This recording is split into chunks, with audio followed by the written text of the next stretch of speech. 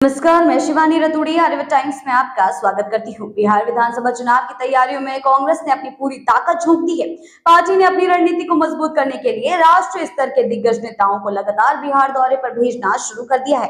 कांग्रेस इस बार कोई भी गलती दोहराने के मूड में नहीं है और इसी वजह से पार्टी के अंदर टिकट बंटवारे को लेकर सख्ती दिख रही है। महागठबंधन के तहत कांग्रेस ने अपनी सीटों की मांग को लगभग स्पष्ट कर दिया है, लेकिन असली कसौटी टिकट पाने वाले उम्मीदवारों की होगी। जी हाँ, चलिए चलकर आपको बता दें कि किन को टिकट पाने में असली मुसीबतों का सामना करना पड़ सकता है।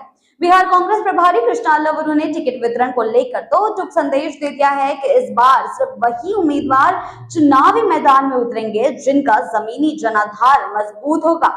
उन्होंने उन नेताओं को कड़ी चेतावनी दे दी है जो गणेश प्रक्रिया करके टिकट हासिल करने की फिराक में है। पिछले विधानसभा चुनाव की नाकामी से सबक लेते हुए कांग्रेस अब पूरी तरह से व्यवहारिक रणनीति अपनाने जा रही है और अपनी रणनीति पे कई तरीके के बदलाव करने जा रही है। कृष्णा लवरू ने साफ शब्दों में कह दिया है कि 2020 में कांग्रेस 70 सीटों पर चुनाव लड़ी थी, लेकिन महज 19 सीटें ही जीत पाई।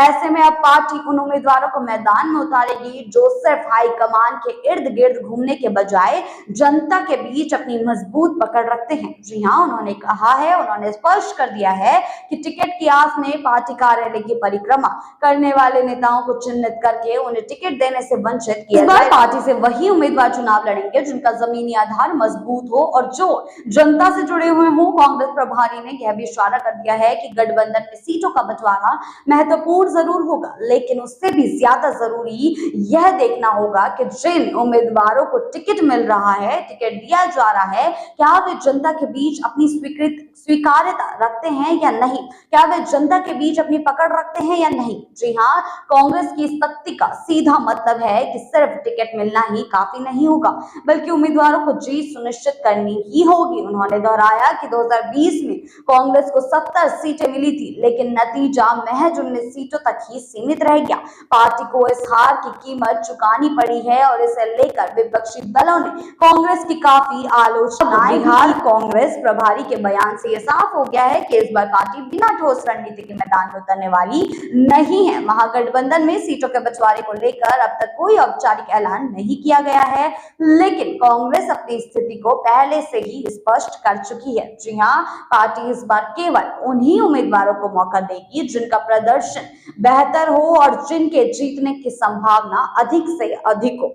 ऐसे में वे नेता जो सिर्फ पार्टी कार्यालय के चक्कर लगाकर टिकट पाने की कोशिश में हैं, उनके लिए ये बड़ी मुसीबत साबित हो सकता है, बड़ा झटका साबित हो सकता है। जी हाँ, राजनीतिक गलियारों में कांग्रेस की इस रणनीति को लेकर हवाएं तेज हो गई है और चर्चाएं अपने चरम पर पहुंच गई है।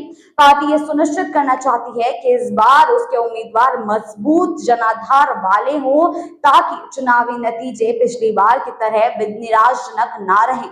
जी हाँ, टिकट वितरण की इस सख्त नीति से कई नेता असहज महसूस कर सकते हैं, लेकिन पार्टी के भीतर इसे एक जरूरी सुधार के तौर पर देखा जा रहा है। कांग्रेस का यह नया रुख, कांग्रेस का यह कदम पार्टी के संगठन को मजबूत करने और अपनी चुनावी साख बचाने की दिशा में एक बड़ा बदलाव साबित हो सकता है। जी हाँ, बिहार विधानसभा चुनाव में कांग्रेस का यह नया रूप महागठबंधन की राजनीति को भी प्रभावित कर सकता है। अब सवाल ये उठ रहे हैं कि पार्टी अपने इस फैसले पर कितनी मजबूती से कायम रहती है और क्या यह शक्ति कांग्रेस को बिहार में बेहतर नतीजे दिलाने होगी। टिकट की आस लगाए बैठे संभावित उम्मीदवारों के लिए अब असली चुनौती यह होगी कि वे खुद को जनता का सच्चा प्रतिनिधि साबित करें, वरना कांग्रेस इस बार उन्हें टिकट की रेस से बाहर कर देगी। अब कांग्रेस का यह कदम आगे चलकर क्या नए मोड़ लेगा, यह देखना बेहद दिलचस्प रहेगा। ऐसी ही खबरों के लिए बने रहिए आर्यभट्ट टाइम्स के साथ ही चैनल को सब्सक्राइब करना ना भूलें और हमारी फेसबुक और वेबसाइट के साथ भी जरूर जुड़ें।